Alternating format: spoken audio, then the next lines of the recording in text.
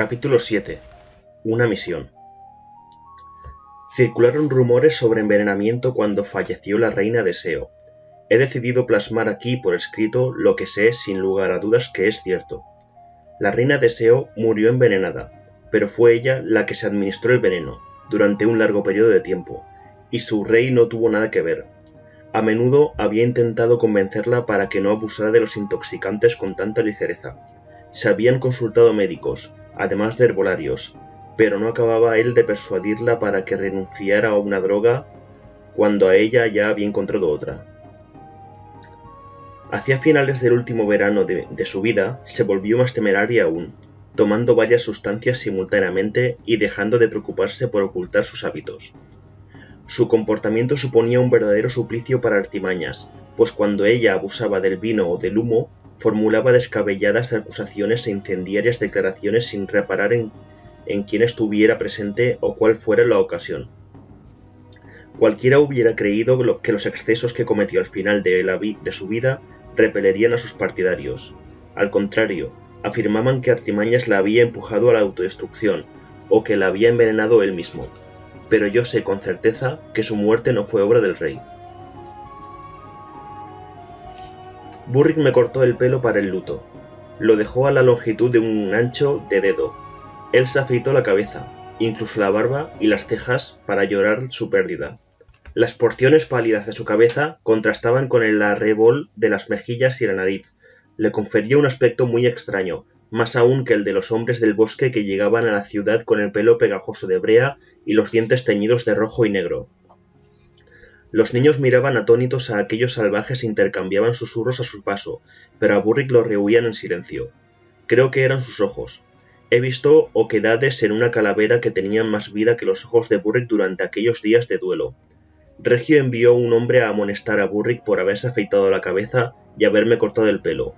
Ese era el luto que merecía un rey coronado, no un hombre que había abdicado el trono. Burrick miró fijamente el hombre hasta que se fue. Veraz se cortó un palmo de cabello y otro tanto de barba, pues ese era el duelo propio de un hermano.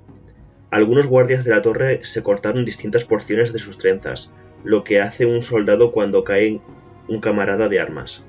Pero lo que había hecho Burrick conmigo y consigo mismo era radical. La gente nos miraba. Quise preguntarle por qué debía llorar la pérdida de un padre al que jamás había visto, un padre que nunca había querido verme, pero me bastó un vistazo a sus ojos helados y su boca para acobardarme.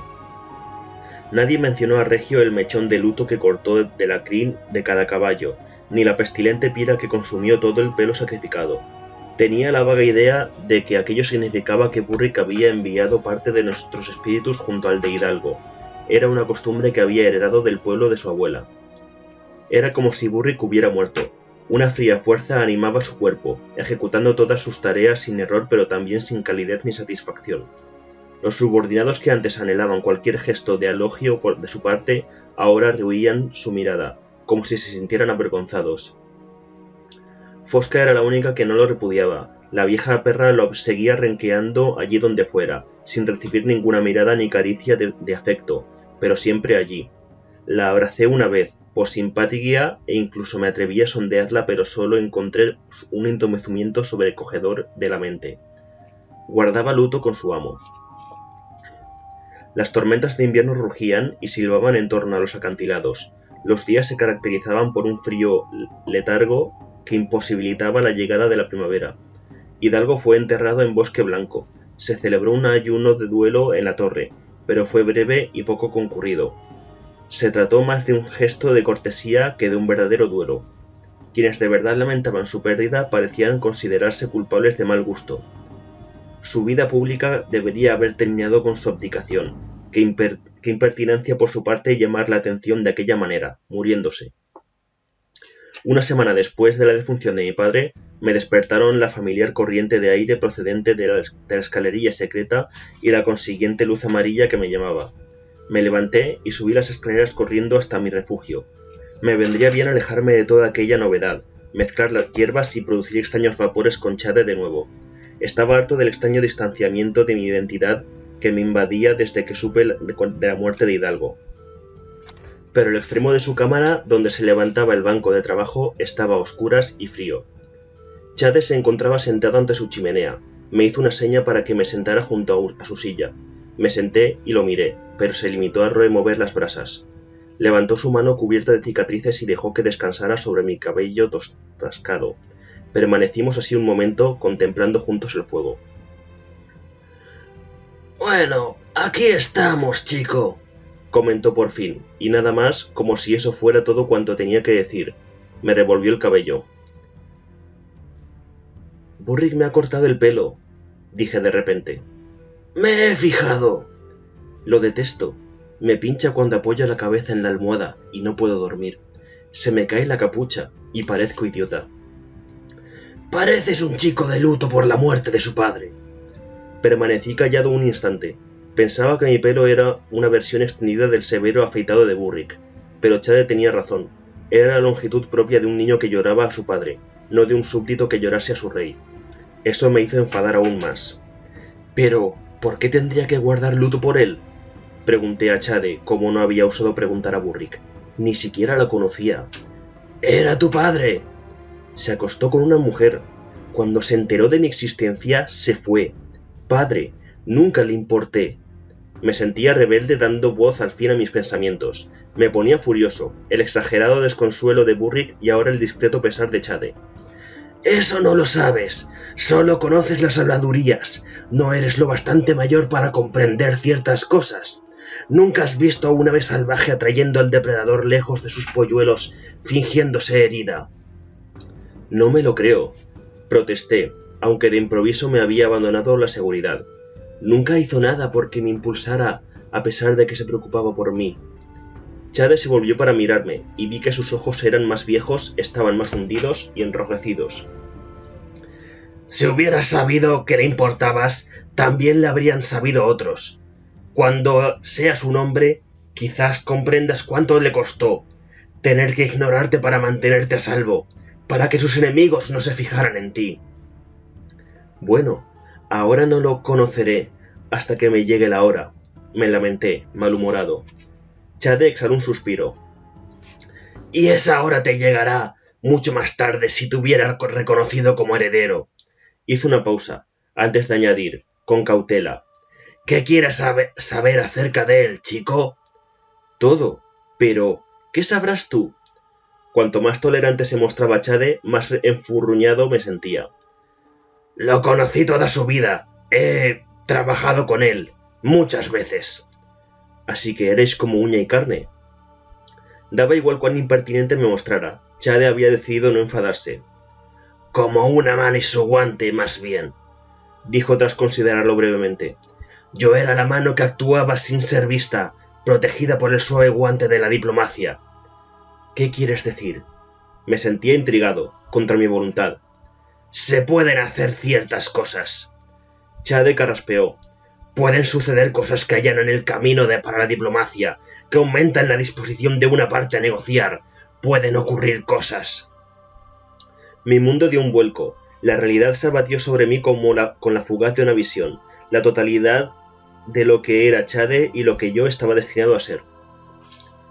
«¿Te refieres a que un hombre puede morir, y debido a eso su sucesor puede mostrarse más dispuesto a negociar, más afín a nuestra causa, bien sea por temor o por gratitud? Sí».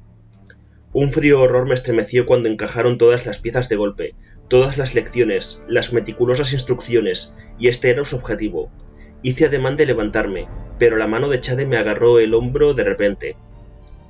«O quizá un hombre viva 2 años o 5 o una década más de lo que nadie creía posible, y alcance la sabiduría y la tolerancia que confiere la edad y que tan necesarias son para las negociaciones.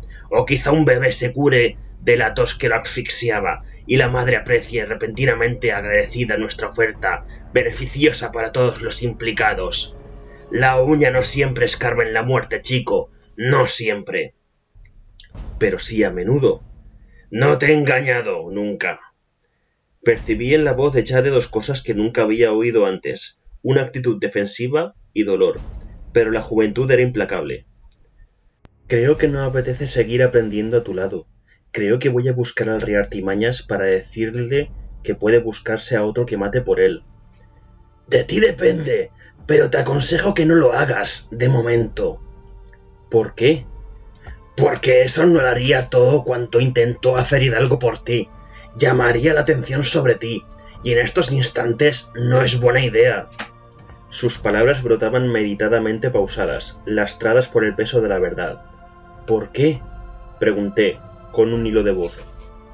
Porque habrá quien quiera poner punto y final a la historia de Hidalgo de una vez por todas, y la forma más adecuada de conseguirlo sería eliminándote.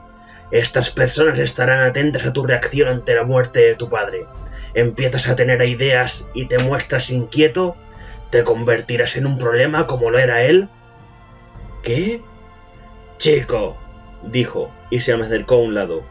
Por primera vez percibí la posesión en sus palabras.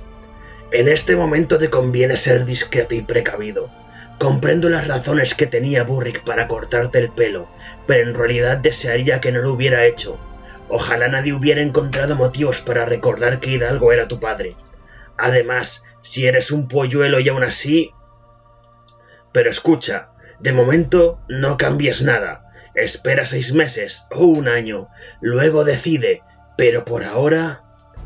¿Cómo murió mi padre? Los ojos de Chade estudiaron mi rostro. ¿No has oído que se cayó de un caballo? Sí, como oí a Burrick maldecir al hombre que contó la historia, arguyendo que Hidalgo no se caería jamás, que ningún caballo lo tiraría. Burrick debería morderse la lengua. Entonces, ¿cómo murió mi padre? No lo sé, pero al igual que Burrick, no creo que cayera de ningún caballo. Chade guardó silencio. Me agaché hasta sentarme junto a sus pies huesudos y contemplar el fuego. ¿Van a matarme también a mí? Permaneció callado largo rato. No lo sé. No si puedo evitarlo. Creo que antes deben convencer al rey Artimañas de que es necesario, y si eso lo consiguen, lo sabré. ¿Entonces crees que viene del interior de la torre? Así es. Chade esperó, pero permanecí callado, renuente a preguntar. Respondió de todos modos. No sabía nada antes de que ocurriera. No tuve nada que ver. Ni siquiera vinieron a preguntarme. Probablemente porque saben que habría hecho algo más que negarme. Me habría ocupado de que no ocurriera jamás. Oh, me tranquilicé un poco, pero ya me había adiestrado demasiado bien en la forma de pensar de la corte. Entonces probablemente no acudan a ti si deciden eliminarme. Temerían que me avisaras. Me cogí la barbilla y volví la cara para mirarle a los ojos. La muerte de tu padre debería servirte de advertencia, ahora y para siempre. Eres un bastardo, chico. Siempre suponemos una amenaza y una debilidad. Siempre seremos dispensables, salvo cuando suponemos el aval absoluto de su seguridad. Te he enseñado algunas cosas en estos años, pero apréndete esta lección y tenla siempre presente. Si alguna vez consigues hacerte prescindible, te matarán. Lo miré con los ojos muy abiertos. ¿Ahora soy prescindible? Sí, me hago viejo. Tú eres joven, maleable, con los rasgos y el porte de la familia real. Siempre y cuando no hagas gala de ambiciones impropias, te irá bien. Hizo una pausa, antes de enfatizar lacónicamente. Pertenecemos al rey, chico. Somos suyos, de un modo en el que quizá no hayas pensado. Nadie sabe qué hago y muchos han olvidado quién soy. O era. Si alguien sabe de nosotros, es por boca del rey. Ordené mis ideas precavidamente. Entonces, has dicho que vino del interior de la torre, pero si no te han empleado a ti, es porque no ha venido del rey. ¡La reina!, exclamé, con repentina certeza. Los ojos de Chade velaban sus pensamientos. Esa es una deducción peligrosa, más peligrosa todavía si pretendes fundamentar tus acciones en ella. ¿Por qué? Chade suspiró. Cuando crees tener una idea y decides que es cierta, sin pruebas, te ciegas a otras posibilidades. Tenlas todas en cuenta, chico. Puede que se tratara de un accidente. Quizá Hidalgo muriera a manos de alguien a quien había ofendido en Bosque Blanco. A lo mejor no tuvo nada que ver con que fuera príncipe. O quizá el rey tenga otro asesino del que yo no sé nada. O fuera la propia mano del rey la que acabara con la vida de su hijo. No crees en ninguna de esas posibilidades, dije con seguridad. No, no creo, porque no tengo pruebas que corroboren la verdad, como tampoco las tengo para afirmar que fuera la reina quien atentara contra tu padre. Eso es todo cuanto recuerdo de nuestra conversación aquella noche, pero estoy seguro de que Chade me había empujado deliberadamente a considerar quién podría haber actuado contra mi padre, para infundirme un mayor recelo hacia la reina. Tuve siempre presente aquella desconfianza y no solo los días inmediatamente siguientes. Me dediqué a mis quehaceres, me creció el pelo poco a poco y a principios del verdadero verano todo parecía haber vuelto a la normalidad. Cada pocas semanas me enviaban a la ciudad a hacer recados. Pronto me di cuenta de que daba igual quien me enviara, siempre había uno o dos objetos de la lista que terminaban en los aposentos de Chade, por lo que supuse quien andaba detrás de mis pequeños momentos de libertad.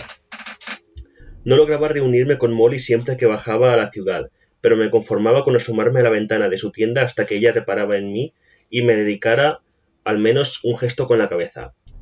Una vez oí a alguien en el mercado ensalzando la calidad de sus velas aromáticas, y como nadie había vuelto a hacer unas velas medicinales tan fragantes y de tan buena calidad desde la pérdida de su madre. Sonreí y me alegré por ella. Llegó el verano, trayendo climas más cálidos a nuestras costas, y con él vinieron los marginados.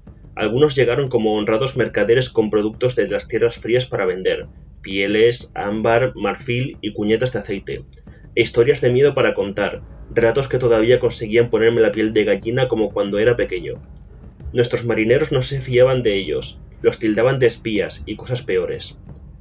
Pero sus mercancías eran de buena calidad, y el oro con que compraban nuestro vino y nuestro trigo era sólido y pesado, y nuestros comerciantes lo aceptaban. También visitaron nuestras orillas otros marginados, aunque no demasiado cerca de las tierras de Torre del Alce. Llegaban con cuchillos y antorchas, con arcos y arietes, para arrasar y saquear las mismas aldeas que saqueaban y arrasaban desde hacía años. A veces daba la impresión de tratarse de una cruenta y elaborada competición, para ellos por ver qué aldeas encontraban desprevenidas o desabastecidas, y para nosotros por ver de qué manera conseguíamos atraer los objetivos en apariencia vulnerables y asesinar y saquear después a los mismos piratas. Pero si se trataba de una competición, aquel verano fuimos derrotados. Cada vez que visitaba la ciudad me enteraba de nuevas noticias de destrucción murmuradas por los vecinos. En la torre, entre los soldados, imperaba una sensación colectiva de imbecilidad que yo compartía. Los marginados eludían nuestras patrulleras con facilidad y nunca caían en las trampas que les tendíamos. Atacaban donde menos hombres teníamos y menos nos lo esperábamos. El más desconcertado era Veraz, pues había recaído sobre él la tarea de proteger el reino tras la abdicación de Hidalgo. En las tabernas se rumoreaba que todo se había estropeado cuando perdió el atinado consejo de su hermano mayor. Nadie se pronunciaba contra Veraz en voz alta, pero resultaba preocupante que tampoco nadie saliera en su defensa. Crío como aún era, veía los saqueos como algo que no me afectaba. Claro que era algo malo, y lamentaba vagamente los incendios y las tropelías que debían soportar los aldeanos, pero, seguro como me sentía en Torre del Alce, desconocía el miedo y la vigilancia constante a los que estaban acostumbradas otras ciudades portuarias o la agonía de los aldeanos que debían volver a levantar sus hogares todos los años, solo para ver cómo se reducían a cenizas al año siguiente. Esa inocencia, fruto de la ignorancia, no podía durar mucho. Una mañana asistí a mi clase con Burrick, aunque pasaba más tiempo cuidando de los animales y adestrando potros que recibiendo clase. Había tomado el relevo de Mazurco en los establos, mientras él pasaba a convertirse en el criado y perrero de Regio. Pero aquel día, para mi sorpresa, Burrick me condujo arriba a su cuarto y me pidió que me sentara a la mesa. Temí que me aguardara una tediosa mañana reparando arreos de cuero. «Hoy te voy a enseñar a comportarte», anunció Burrick de repente. Había una nota de escepticismo en su voz, como si dudara de mi capacidad para aprender. «¿Con los caballos?», pregunté, incrédulo. «No, eso ya sabes cómo hacerlo. Con las personas, en la mesa, y luego, cuando la gente se siente a charlar. Modales». «¿Por qué?», Burrick frunció el ceño. «Porque, por motivos que no alcanzo a comprender, vas a acompañar a Veraz cuando éste vaya a Bahía Pulcritud a reunirse con el duque Kelvar de Garrón. Lord Kelvar no ayuda a Lord Shemshia a vigilar las torres de la costa. Shemshia lo acusa de dejar las torres completamente desguarnecidas, de modo que los marginados se pasean por delante de ellas e incluso echan el ancla frente a la isla de la Guardia, desde donde saquean las aldeas de Shemshia en el territorio del ducado del Torote. El príncipe Veraz va a consultar estas acusaciones con Kelvar». Comprendí la situación de inmediato. Los rumores eran frecuentes en la ciudad de Torre del Alce. Lord Kelvar del Ducado de Garrón tenía 3 torres de vigilancia a su cuidado. Las 2 que flanqueaban las puntas de la bahía Pulcritud siempre estaban bien guarnecidas, pues protegían el puerto más importante del ducado, pero la torre de la isla de la Guardia no protegía gran cosa del Garrón que Lord Kelvar considerara importante.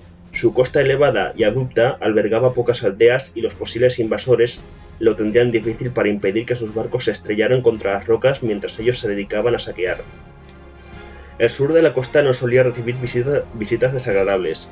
La propia isla de la Guardia servía de hogar únicamente a las gaviotas, las cabras y una inaccesible población de almejas. Pero la torre resultaba imprescindible para la defensa de Cala del Sur, en el ducado de Torote.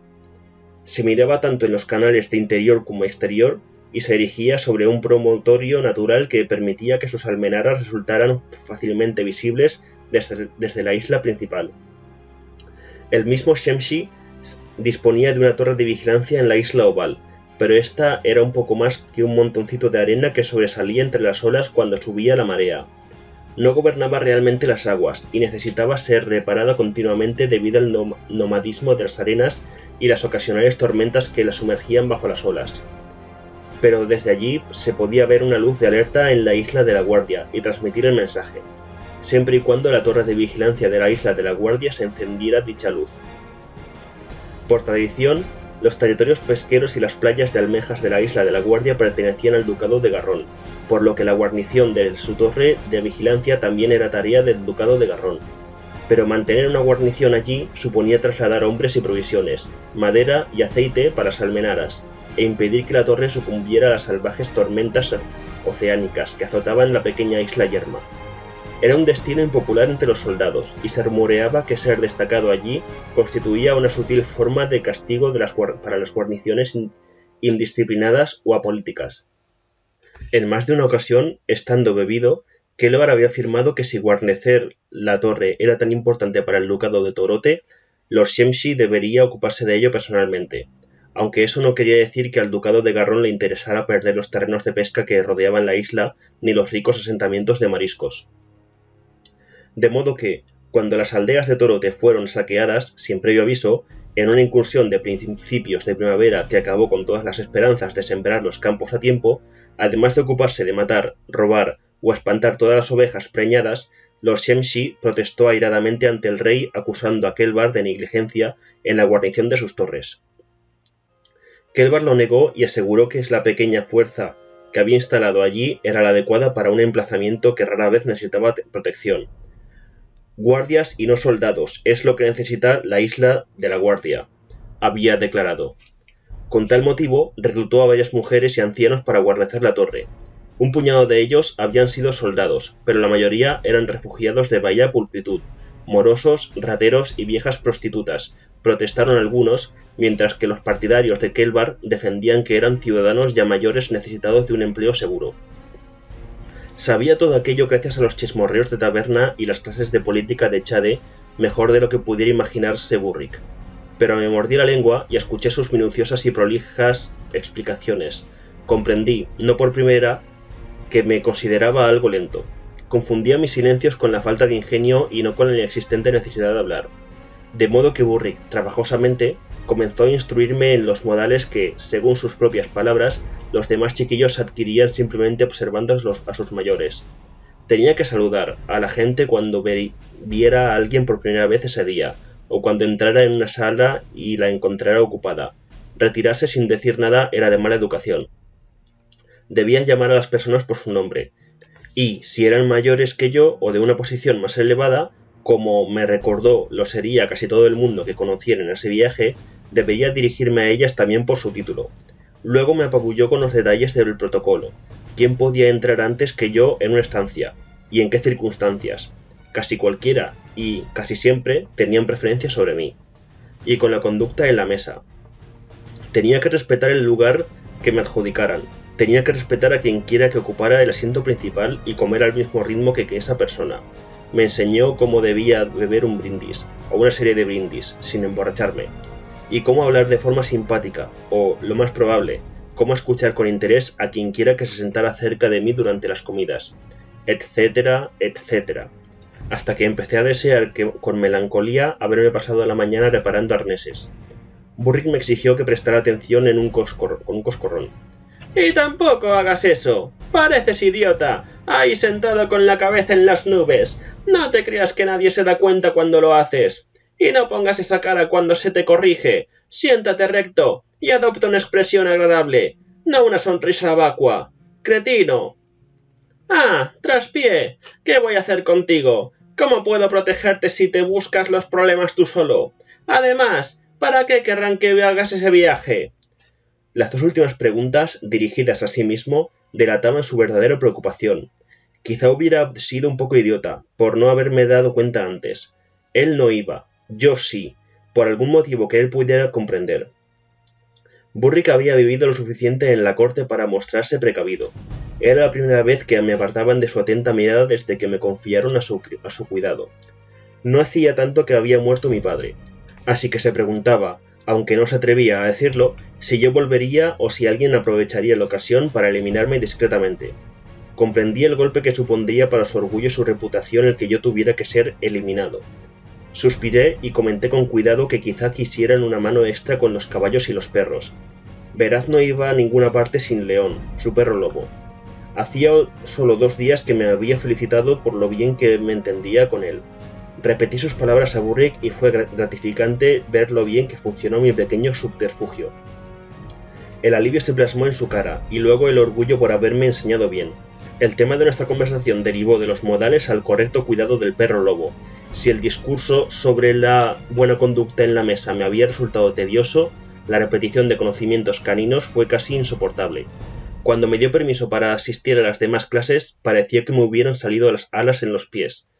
Pasé el resto del día inmerso en un estado de distracción que consiguió que Capacho me amenazara con una buena tunda si no prestaba atención a lo que hacía.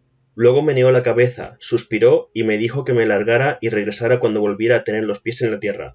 Le obedecí encantado. La idea de salir de la Torre del Alce y viajar hasta Bahía Pulcritud era todo cuanto me cabía en la cabeza. Sabía que debería preguntarme a qué se debía que yo fuera en ese viaje, pero estaba seguro de que Chate me daría pronto algún consejo. ¿Iríamos por tierra o por mar? Deseé haber preguntado a Burrick. Las carreteras que comunicaban con Bahía Pulcritud no eran las mejores, tenía entendido, pero me daba igual. Hollín y yo nunca habríamos hecho ningún viaje largo juntos, pero un viaje por mar a bordo de un barco de verdad. Cogí el camino largo de regreso a la torre, por un sendero que atravesaba una ladera rocosa ligeramente arbolada. Allí arraigaban algunos abedules y alisos, pero la vegetación predominante eran los matojos comunes. La luz del sol y la suave brisa jugaban con las ramas más altas, lo que confería al día un aire feérico y moteado. Levanté la mirada hacia el sol cegador que se escondía entre las hojas de abedul y, cuando volví a mirar al frente, encontré al bufón del rey plantado ante mí. Me detuve en seco, patidifuso. Era un acto reflejo. Busqué al rey, a pesar de lo ridículo que habría resultado encontrarlo allí. Pero el bufón estaba solo, y afuera a plena luz del día. La idea provocó que se me erizara el vello de los brazos y el del cuello sobre mi tensa piel. Todo el mundo sabía en la torre que el bufón del rey no podía soportar la luz del día. Todo el mundo lo sabía. Mas, a despecho de las resabiadas habladurías de cada paje y doncella, allá estaba el bufón, con sus pálidos cabellos ondeando al aire. La seda roja y azul de su abrigada chaqueta y sus pantalones relucían y contrastaban vivamente con su palidez, pero sus ojos no eran tan incoloros como parecían en los túneles pasadizos de la torre. Cuando me miraron fijamente a escasos metros de distancia, a la luz del día, percibí en ellos un matiz azul, muy claro, como si una gota de pálida cera azul hubiera caído en una fuente blanca. También la blancura de su piel era una ilusión, pues ahí fuera a la jaspeada luz del sol pude ver cierto arrebol que le confería un tono rosado. Sangre, comprendí, súbitamente acobardado, sangre roja que se transparentaba bajo las capas de piel. El bufón no hizo caso de mi susurrado comentario. Levantó un dedo, como si pretendiera obtener no solo mis pensamientos, sino el mismo día que nos rodeaba. Pero yo no podría haber concentrado mi atención de manera tan completa en ninguna otra cosa, y, cuando se hubo dado por satisfecho con esto, el bufón sonrió, mostrándome sus pequeños dientes blancos y separados. igual que su nueva sonrisa de un bebé en la boca de un niño crecido. ¡Traspié!, entonó con voz atiplada. ¡Traspié, asó la manteca! ¡Manteca saca! Se cayó de golpe y volvió a dedicarme aquella sonrisa. Le devolví la mirada con inseguridad, sin decir ni hacer nada. Su dedo se alzó de nuevo, y esta vez se agitaba apuntándome. ¡Traspié! ¡Traspié, asó la manteca! ¡Manteca saca!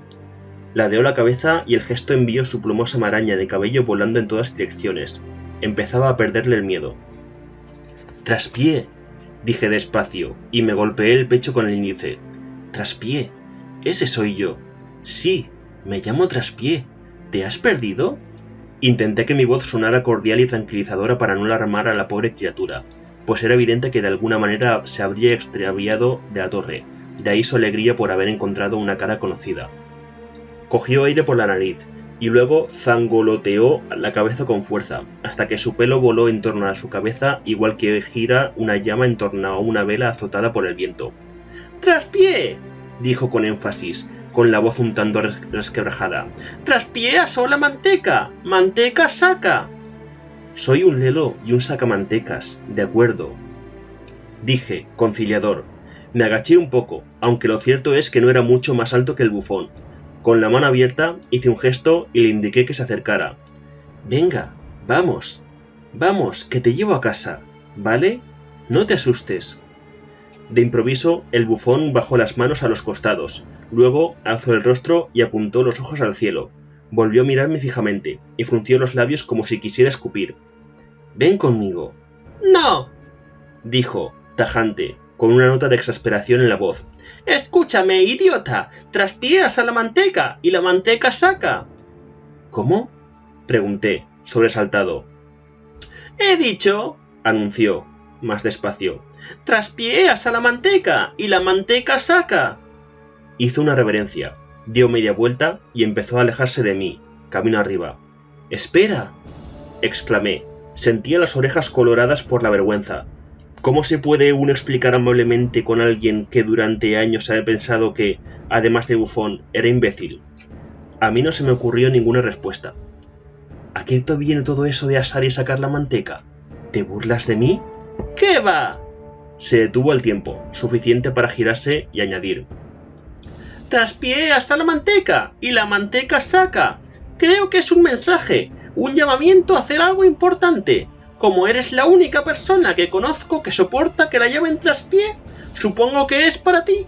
¿Qué significa? ¿Cómo quieres que lo sepa? Soy bufón, no intérprete de sueños. Adiós». Volvió a darme la espalda, pero esta vez, en lugar de seguir su camino por el sendero, se salió de él, y se perdió en un macizo de Jara Cerval. Corrí detrás de él, pero cuando llegué al lugar en que había abandonado el camino, había desaparecido. Me quedé inmóvil, escrutando el bosque abierto moteado por el sol, esperando ver algún arbusto tembloroso aún por su paso, o un atisbo de su chillona chaqueta, pero no había ni rastro de él. Y su desquiciado mensaje no tenía ningún sentido. Cavilé sobre el extraño encuentro todo el camino de vuelta a la torre, pero al final lo descarté como un suceso extravagante aunque fortuito. Chade me llamó, no aquella noche, sino la siguiente. Consumido por la curiosidad, subí corriendo las escaleras, pero cuando llegué arriba me contuve, sabedor de que mis preguntas tendrían que esperar, pues allí estaba Chade sentado a la mesa de piedra, con Sisa encaramada a sus hombros, y un nuevo pergamino medio desenrollado ante él. Un vaso de vino sujetaba un extremo mientras su dedo nudoso trazaba pausadamente una especie de lista. Eché un vistazo de pasada. Era una lista de aldeas y fechas. Bajo el nombre de cada pueblo había una cuenta, tantos guerreros, tantos mercaderes, tantos abejas o cuñetes de cerveza o celemines de grano, etc. Me senté al otro lado de la mesa y aguardé. Había aprendido a no interrumpir a Chade.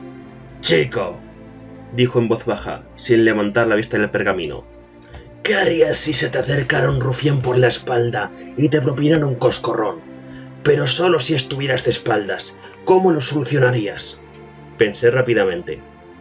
Me volvería y fingiría mirar a cualquier otra persona, solo que tendría una buena tranca en las manos, así que cuando volviera a pegarme, me daría la vuelta y le partiría la crisma. Sí», Bueno, eso ya lo hemos intentado, pero da igual lo indiferentes que parezcamos. Los marginados siempre parecen saber cuándo les estamos tendiendo una trampa y no atacan nunca. Bueno, a decir verdad, que hemos conseguido engañar a 1 o 2 saqueadores comunes, pero nunca a los corsarios de la Vela Roja. Y son ellos a los que queremos hacer daño. ¿Por qué? Porque son los que más daño nos hacen a nosotros. Verás, muchacho, estamos acostumbrados a que nos saqueen. Casi podría decirse que nos hemos adaptado. Se plantea un acre de más, se teje otro rollo de tela, se cría un buey de sobra. Nuestros granjeros y ciudadanos siempre intentan hacer acopio y cuando arde el granero de alguien o se destruye algún almacén en la confusión de un saqueo, todo el mundo ayuda a levantar las vigas de nuevo. Pero los corsarios de la Vela Roja no se limitan a robar, ni a destruir mientras roban. Destruir es lo único que les importa, y lo que se llevan consigo es casi inconsecuente. Chade hizo una pausa y miró fijamente a una pared, como si pudiera ver a través de ella. No tiene sentido, continuó ensimismado, más para sí que para mí. Por lo menos ninguno que yo sepa dilucidar. Es igual que matar a una vaca que pare con un buen ternero todos los años. Los corsarios de la Vela Roja incendian el trigo y el heno que están todavía en los campos, matan reses que no pueden llevarse. Hace 3 semanas, en Garrigues, prendieron fuego al molino y rajaron los sacos de trigo y harina. ¿Qué provecho sacan de eso? ¿Por qué arriesgan la vida por el mero afán de destruir? Los esfuerzan por conquistar territorios. No reclaman venganza por ninguna afrenta que hayamos podido hacerles. Se pueden tomar medidas contra un ladrón, pero estamos hablando de asesinos y destructores sin sentido. Garrigues no será reconstruida. Los vecinos supervivientes carecen de ánimos y recursos. Han migrado algunos a otras ciudades, donde tienen familia. Otros a las nuestras para mendigar. Es siempre la misma historia. Suspiró y luego sacudió la cabeza para despejarla. Cuando alzó el rostro, volcó toda su atención sobre mí. Chade tenía esa habilidad. Podía aparcar un problema de forma tan absoluta que cualquiera juraría que se había olvidado de él. Anunció, como si eso le fuese lo único que le importaba. Vas a acompañar a Veraz cuando viaje a Bahía Pulcritud para razonar con Lolkelbar. Eso me ha dicho Burrick, pero los dos nos hacemos la misma pregunta. ¿Por qué? Chade adoptó una expresión de desconcierto. ¿No te quejabas hace unos meses de que te aburrías en Torre del Alce y querías ver más de los 6 ducados? Claro, pero no creo que ese sea el motivo por el que me ha escogido Veraz. Chade soltó un bufido. Como si Veraz se fijara en quién compone su séquito. No tiene paciencia para los detalles, y por eso mismo le falta la chispa con que manejaba Hidalgo a las personas. Pero Veraz es un buen soldado, y, a la larga, quizás sea eso lo que necesitemos. No, tienes razón. Veraz desconoce el motivo por el que vas a acompañarlo. Todavía. Artimañas le dirá que has recibido información como espía, y eso es todo. De momento. Él y yo hemos tomado esta decisión a medias. ¿Estás preparado para empezar a devolverle todo lo que ha hecho por ti? ¿Estás preparado para empezar a servir a la familia? Lo dijo con mera serenidad, y me miraba con tanta franqueza que casi me resultó sencillo aparentar calma cuando pregunté. ¿Tendré que matar a alguien? Es posible. Se revolvió en su asiento. Eso tendrás que decidirlo tú. Decidirlo y luego hacerlo. Es distinto de que te digan, ese es el hombre y debe ser eliminado. Es mucho más difícil, y no estoy seguro de que estés preparado. ¿Se está alguna vez? Intenté sonreír, e hice una mueca propia de un espasmo muscular. Quise borrarla, pero no pude. Me recorrió un extraño escalofrío. Probablemente no.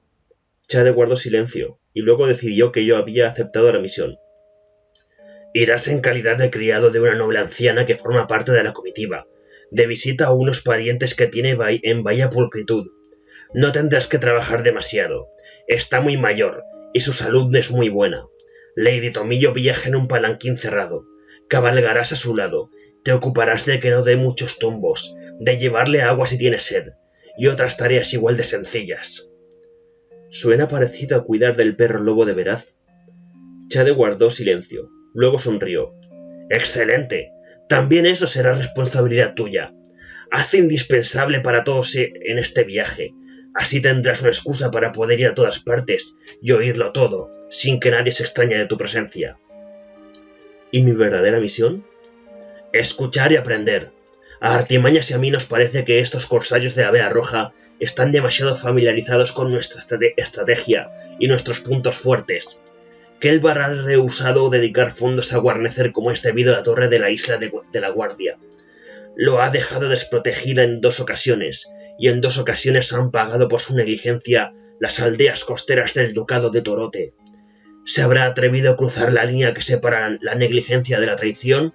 ¿Se habrá aliado Kelvar con el enemigo para beneficiarse de algún modo?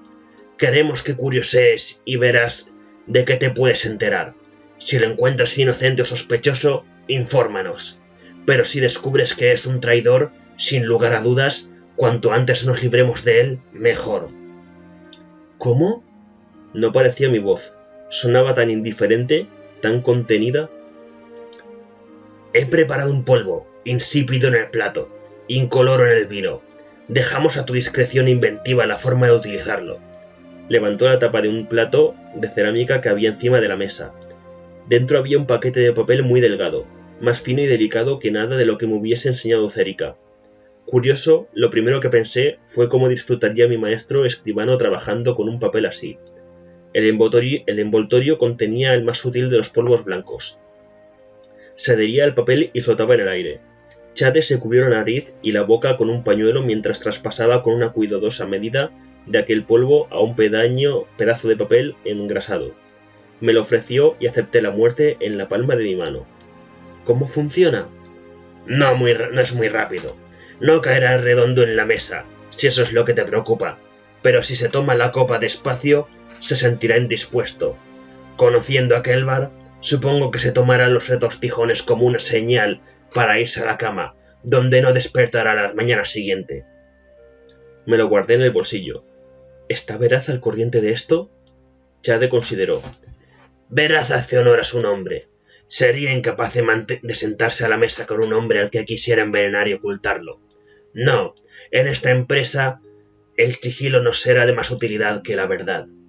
Me miró directamente a los ojos. Actuará solo, sin el consejo de nadie. Entiendo. Me revolví en mi taburete alto de madera. ¿Chade? Sí. ¿Fue así para ti? ¿Tu primera vez? Se miró los ojos y por un momento se rascó las rojas cicatrices que le surcaban el dorso de la mano izquierda. El silencio se prolongó, pero aguardé. Tenía 1 año más que tú ahora, dijo por fin, y solo tuve que hacerlo, no decidir si tenía que hacerlo. ¿Te basta? Me sentí avergonzado de repente, sin saber por qué. Supongo que sí, musité. Bien, sé que no lo preguntabas con mala intención, chico, pero los hombres no hablan de los ratos que pasan entre almohadas con una dama, y los asesinos no hablan de sus negocios. ¿Ni siquiera para enseñar a un pupilo? Chade apartó la vista de mí y se concentró en una esquina sombría del techo. No, al cabo añadió. Quizá dentro de 2 semanas comprenderás por qué. Y eso fue todo cuanto hablamos de ello.